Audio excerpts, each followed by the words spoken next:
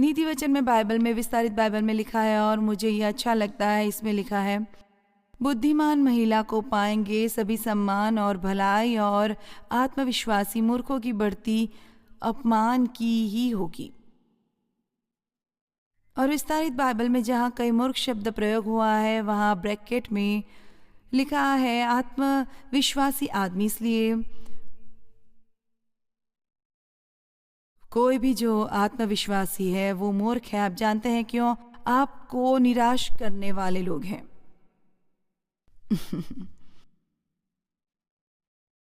आमीन।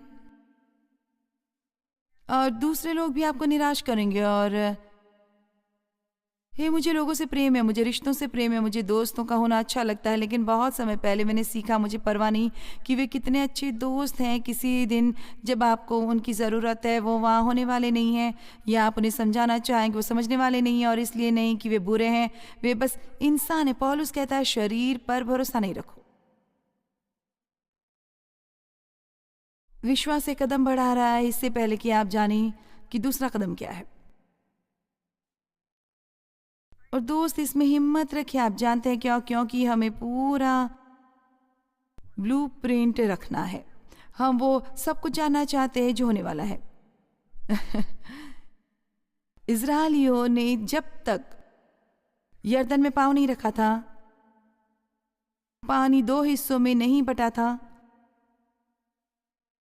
और आप में से कुछ को इसमें बस अपना पाँव रखना बाकी है। अब आइए भी आइए भी, आपको बस जानना है कि यदि आप सही हैं, और हो सकता है आप गलत हैं, लेकिन ये दुनिया का अंत नहीं है। ओ परमेश्वर, ओ परमेश्वर, क्या हो यदि मैं तुझसे चूक जाऊं, यदि मैं तुझसे चूक जाऊं, यदि मैं तुझसे चूक जाऊं। मुझे अभी भी याद है, मैं कहाँ थी, मैं अपनी कार में ड्राइव कर रही थी और परमेश्वर को समझाने की कोशिश कर रहा था।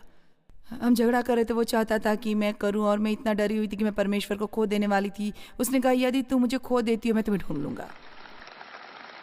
ये बात आपको समझनी चाहिए। गलती करना दुनिया का अंत नहीं है। हम गलती करने के बारे में इतने परेशान क्यों हैं? यदि आप जानते हैं कि आप मसीह में कौन है, तो फिर आप जानते हैं कि आप कौन है। आप इसके बारे में ज़्यादा क्या कर रहे हैं? आप में से कितने जानते हैं कि एक्ट्रेस जॉन क्रॉफर्ड कौन थी? आपने उसके बारे में सुना?